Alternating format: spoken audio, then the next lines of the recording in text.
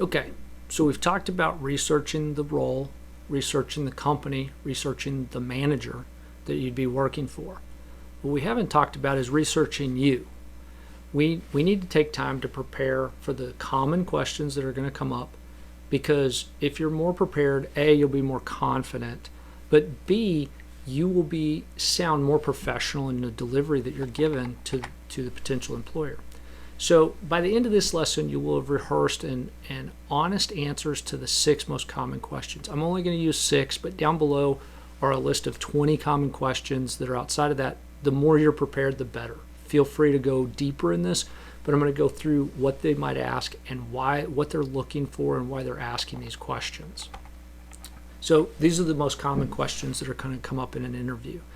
But these are just typical common interview questions that are not behavioral interview type related questions. And we'll talk about that more in later sections. So first, could you tell me about yourself and your background briefly? I find in most of the interviews where people struggle, brevity is their enemy. They don't know how to make it brief.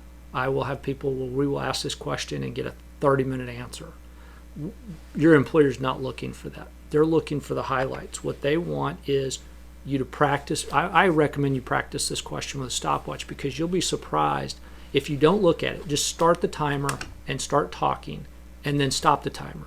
You'll be surprised how quickly you can get to 10 minutes, which is not what you want to spend the time in the interview. This needs to be an elevator pitch about who you are, what you believe, and why you think you need to work here. And so give the highlights and try to be under 3 minutes. If you go a little bit over, that's okay. There's no hard and fast rule that you got to be. But if you can keep you condensed and get everything you want to cover in 3 minutes, you already look like a more professional candidate than most of the people that are walking in the door. So how did you hear about this position? So let's talk about what they are looking for in this. They are looking for the story. They're looking for how did you make your way to them? They want to know, is it politics? Is there somebody at the company you know? Is this just something, is it something else completely? What are the items that brought you to interview for this position? The story matters. Help them connect the dots. There's no bad answers here. They're just trying to understand, how did you get from sitting at a desk somewhere else to sitting in front of them today? How did that come about? This gives them insight into a lot of things about you. Are you just sitting on the internet looking for a job because you're so desperate to get away from where you are today? Or was there a better story there that tells how you heard about the position from somebody you knew and trusted, you did your research and felt like this was a place that you would want to work long term? Obviously, that one sounds like a better story if it's true.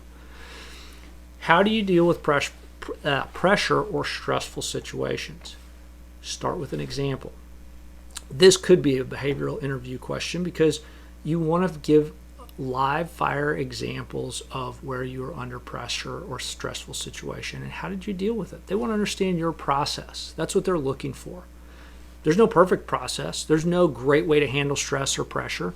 You need to give your way so that they understand, does that fit their culture? Does that fit who they've seen in this role in the past? Do they think you're going to lose your mind? Those really aren't the important pieces. They just want to understand that you actually understand yourself enough to understand how you deal with pressure. And don't be afraid to show you're human. There have been people that I've interviewed that actually shared with me, hey, I don't handle stress well. This is what comes out, but this is what I'm doing to try to overcome it. That's a very human connection that I can make with that person to understand that they're not perfect. They know you're not perfect coming into the interview. You don't need to try to be perfect.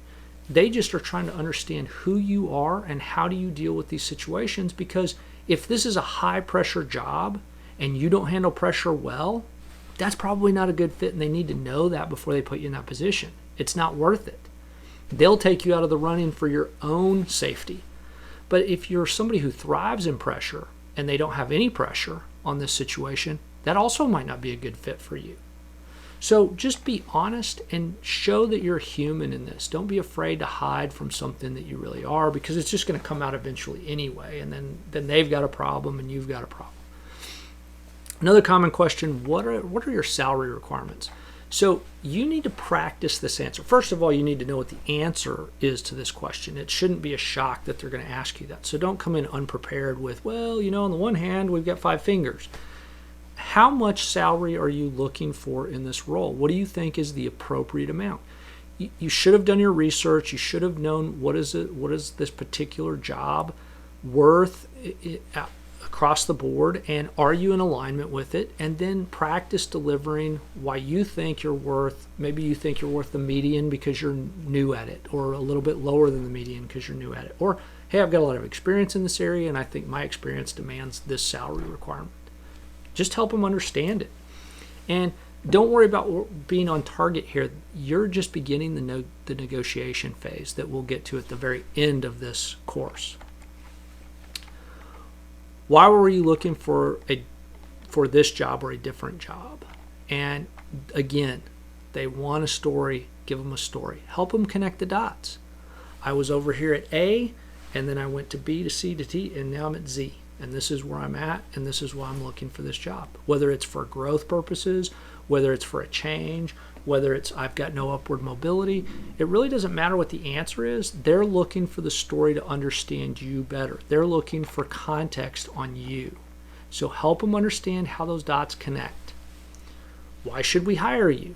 This is a common question for where they're trying to dig in for you to ask for the job in some way. They're looking for you to kind of come out of your shell and demonstrate your salesmanship, even if this isn't a sales role, about why you. So this answer should highlight what you believe your uniquenesses are. Now, if you're an accountant applying for an accounting position, it's hard to differentiate yourself, right?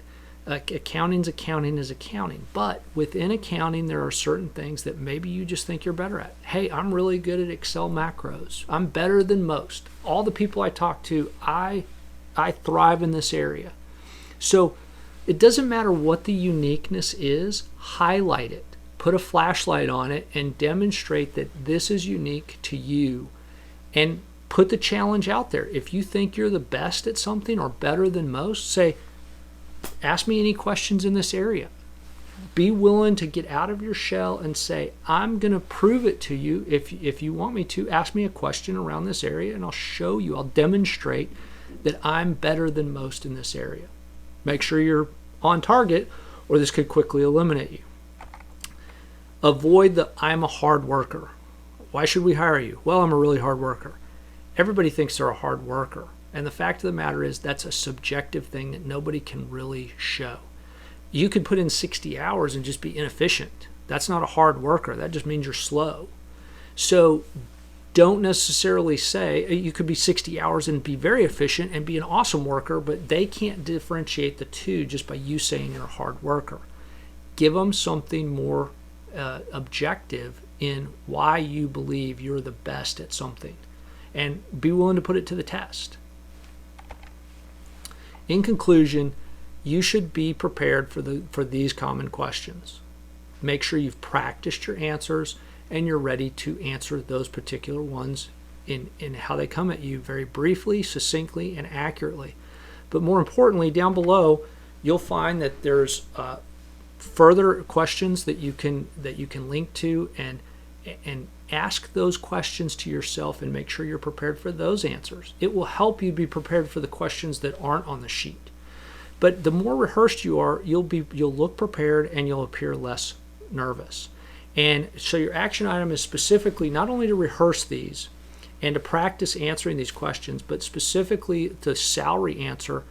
Make sure you're prepared with it, because I will tell you, calm boldness, if you come in with calm, if you're calm and you're bold in your ask, you will be rewarded in it. So don't be afraid to push the envelope when they ask you your salary requirements, to push it a little farther. You're just beginning the negotiation. They can always pull you back down. It will not eliminate you from the process unless you're asking for something that's just out of this world.